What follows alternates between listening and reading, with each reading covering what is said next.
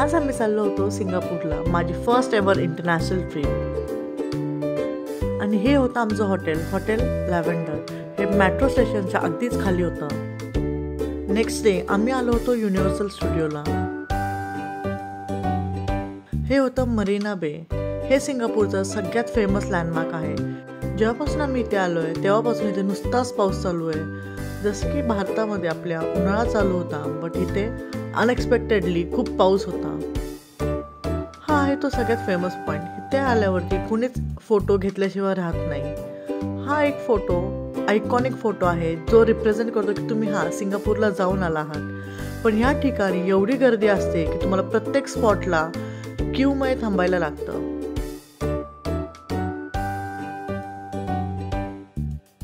आम्ही ते 2 दिवस राहिलो, पण दोन्ही दिवस खूप पाऊस होता. त्यानंतर आम्ही इकडे आर्ट गॅलरी म्युझियमला गेलो. तिकडे असे थोडे 3D ॲनिमेटेड मूवीज, लहान मुलांसाठी कार्टून्स, कलरफुल थीम्स होते. आम्ही तिकडे बरेच गेम खेळलो, जसं की ही एक गेम. प्रत्येक स्टेपवर तुम्हाला बॅलन्स करत करत नेक्स्ट स्टेपवर सेम कलरवरती ती स्टेज कंप्लीट करायची होती. आम्ही जेव्हा एका लॅडरवरनं दुसऱ्या लॅडरवरती जायचा प्रयत्न करत होतो तेव्हा पायाखालची लॅडर एवढी हलत होती की आम्हाला असं वाटलं की आम्ही हा पाय काढताच खाली पडू. मी आधी अक्षयला सांगितलं, तू कर, तुझ्या मागे मी करेल. मी त्याला एकदा बघितलं तो कसा करतोय आणि त्यानंतर मीही करायला सुरू केलं. स्टार्टिंगला मलाही अवघड गेलं, पण त्यानंतर मला ह्याच्यामध्ये खूपच मजा आली. मध्येच बऱ्याचदा मल्टिपल कलर स्विच केले. ही होती लहान मुलांसाठी स्लायडर. ह्याच्यावरती खाली असे ॲनिमेटेड 3D इमेजेस होते, व्हिडिओज होते आणि त्याच्यावरती मुलाचे स्लाईड करत होते. त्या आम्ही अजून थोड्याफार ॲक्टिव्हिटीज केल्या, थोडे शोज पाहिले आणि त्यानंतर आम्ही गेलो युनिव्हर्सल स्टुडिओला. इथे आल्यानंतर आम्ही काही राईड्स केल्या. काही राईड्स सिम्पल होत्या, बट काही राईड्स खूप एक्स्ट्रीम होत्या. ह्या राईडमध्ये आमच्यासमोर एक बटन होतं, तिथे लिहिलं होतं प्रेस अँड होल्ड. हे बटन जेव्हा आम्ही प्रेस करून ठेवायचो आमची काठ वर जायची. बटन सोडताच आम्ही खाली यायचो. आम्ही जवळपास सगळ्याच राईड केल्या. सगळ्याच राईड्सचा आम्ही खूप आनंद घेतला. त्यानंतर आम्ही गेलो होतो सगळ्यात एक्स्ट्रीम राईडला, रोलर कोस्टर राईड.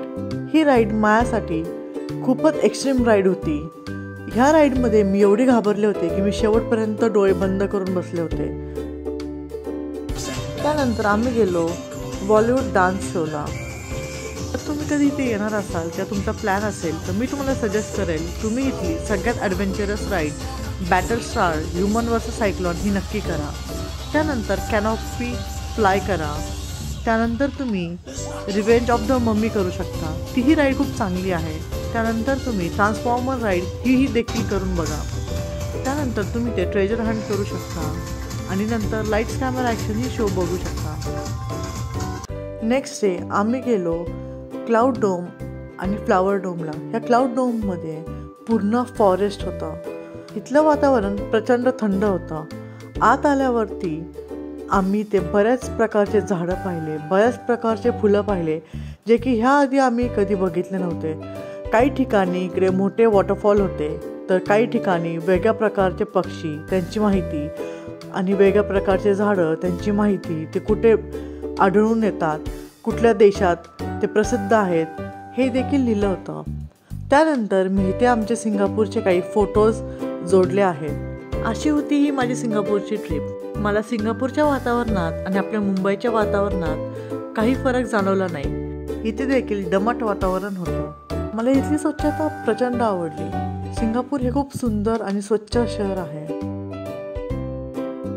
इथली एक गोष्ट मला विशेष वाटली ती म्हणजे जेव्हा तुम्ही फूड घेता त्यासोबत तुम्हाला टिश्यू पेपर मिळत नाही. तुम्हाला त्यासाठी एक्स्ट्रा पैसे पे करायला लागतात. जसं की आपल्या इथे जेवण घेतलं की त्यासोबत टिश्यू पेपर मिळतो.